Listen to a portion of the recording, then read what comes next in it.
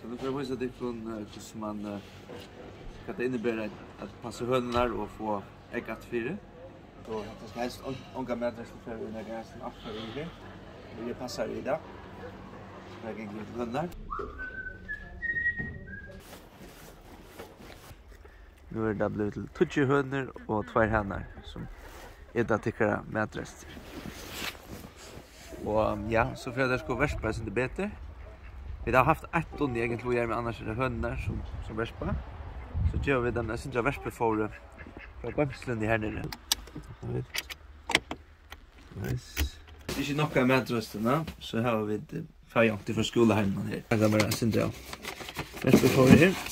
Jag ska hålla halvt liter mal också. Så syndra oss ner. Och syndra oss ner. Här skriver vi etchen, jag kan snäcka ägg komma.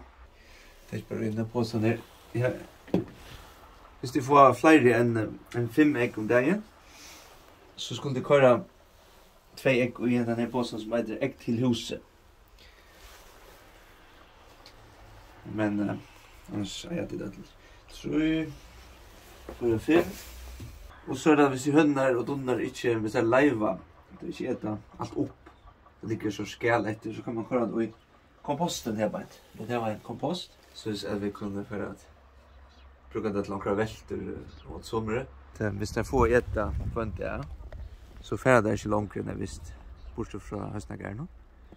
Och det är nog så att det kommer som samband vid skolan och det gänga frukt så att vi har ätchen att bli ordentligt gå. Det är lite här. Så förvirrar vi några jobb vid koddarna runt här.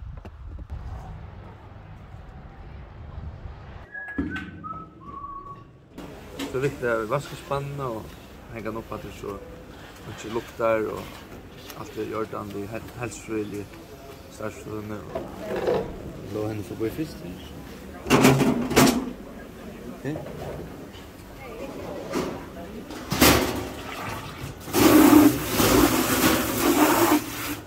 Och så kommer vi bara ner.